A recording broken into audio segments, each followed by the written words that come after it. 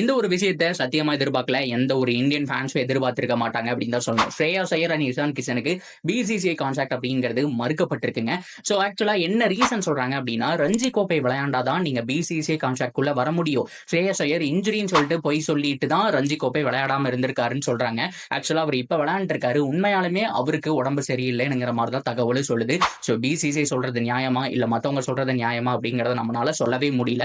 But இருந்தாலும் BCCI கொஞ்சம் மனம் இறங்கி இருக்கணும். அவர் செஞ்ச சாதனைகளை ஒரு அளவுக்கு யோசிச்சு பார்த்திருக்கணும் அப்படின்னு தான் சொல்லணும். இவ்வளவு தூரம் வேர்ல்ட் கப்ல வின் பண்றதுக்கு one of the reason Shreyas Iyer அப்படின்னு தாங்க சொல்லுவேன். கிட்டத்தட்ட 10-11 இன்னிங்ஸ்ல 500 ரன்னுக்கு மேல அடிச்சிருக்காரு. 200 கிட்டத்தட்ட 315 நினைக்கிறேன். சோ அந்த அளவுக்கு செம்மையான ஒரு இன்னிங்ஸ் அப்படிங்கறத ஆடி கொடுத்திருக்காரு. நிறைய தடவை மிடில் ஆர்டர் தான் இந்தியாவுக்கு பிரச்சனை அப்படின்னு நினைச்சிட்டு இருக்கும்போது, யாரை வச்சு சமாளிக்க போறோம்னு நினைச்சிட்டு இருக்கும்போது அப்பவே இன்ஜுரியில இருந்து வந்தாருங்க.